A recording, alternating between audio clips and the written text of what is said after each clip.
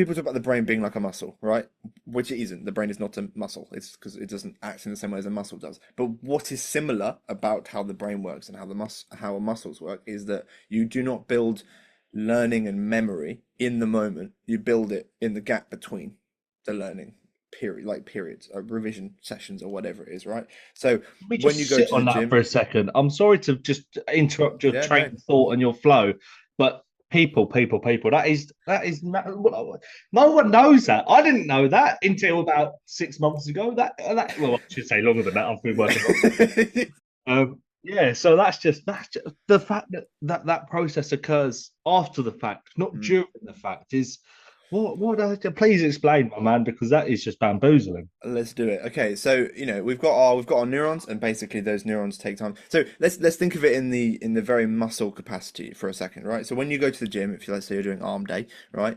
You kind of rip your muscles apart, and then they heal stronger, so that next time they like you go back in and you're stronger, right? That is very very basically how building muscle works, how building stuff for fitness and stuff like that in the gym goes.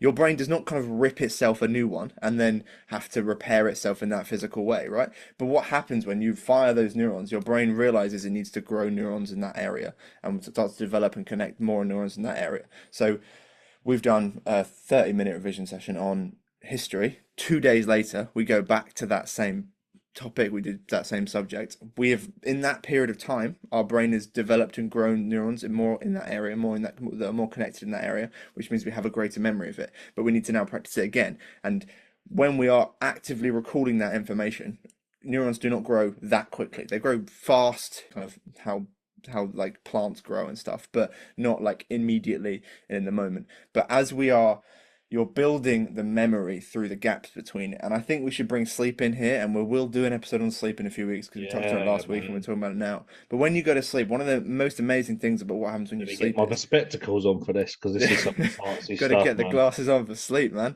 Um, I've made but no Adam. This is an action your potential one brain at a time. First, I have made notes for the podcast. whoa. Not only have you made This notes is of podcasts, can I just say your head accessories are off the giant chart today? Because you've got headphones, a hat, a and bit glasses over. on. It's a bit This is overstimulating ridiculous. for those involved in it. Please continue, and if you dare say what I'm about to say, I will be fuming. Go. Okay. But okay, I'll keep it brief so I definitely don't step on what you're going to say. But when you go to sleep, basically, there's a lot of things that happen when you go to sleep. One of the things that happens is your brain refires the neurons that were fired in that day and strengthens them as a result of that. So, one of the reasons why, when you don't understand something the day before, if you practice it and you kind of go to bed thinking about it and then wake up the next day and you maybe have more of a grasp on it, often you hear this in songwriters, people who are writing music. Kind of, when we say sleep on something, the reason that sleeping on Yeah. something works is because your brain has strengthened the connections and connected neurons together as you were asleep that they were not connected the day before. So you can literally think in different ways the next day. Pretty mad. So, but this is why sleep is such a fundamental part of a good, healthy learning revision, kind of plan is because when you sleep, you are building memory. Memory is built when you sleep. You are building your ability to recall those things. And obviously, you have to put the effort in. You have to put the reps in like in the mental gym, even though your brain's not a muscle on the day of that you go to sleep. But then as you sleep, your brain will refire those neurons, connect them together, and grow new ones and in those connections to make them stronger, which means you are able to recall them in different ways. Did I step on what you were going to say? Wunderbar. No, not at all. Great. Sensational. So, all right, I'm going to do this thing where every time I talk neuroscience, in the neuroscience sense, not in my lovely wishy-washy emotional sense, which we all appreciate. Adam is the neuroscience. I'm the light comic relief, right? Eh? What am I talking about? So, the glasses indicate Andy's going into a science world. I like this as a kind of like a segment. When Andy puts the glasses on, it's getting serious. Andy's talking neuroscience. Get ready for this. Let's go, baby. Hopefully, he doesn't absolutely butcher it. Right, you ready for this? It won't. So, after 25 minutes of cognition inside our brains, inside our neurons, I should say, we develop glutamate. All right. And glutamate is the gooey, gluey sort of substance that makes it harder to retain information, makes it harder to process certain bits of content, right? So, what we need to do after 25 minutes of cognition, of work, of graft, of hard work, of sort of just learning, you need to do certain things to get rid of and eradicate that glutamate. after you do about 25 minutes of work, getting yourself up and active, doing something for 5, 10 minutes where you're having a walk around the house, you're walking outside, you're going to run up and down the stairs. I had a meeting with our other consultant the other day, Darren, and he just said when he was doing his masters, he would literally do 25 minutes and run up and down the stairs for about 5 minutes. That's such a Darren thing to You do. can picture that, innit? Most people go for a walk. He's up and down Yeah. the stairs. Darren's up and Love down the Darren. stairs, man. So if you live in a bungalow, I'm sorry, that can't. You can't learn, it's over for you. Yeah.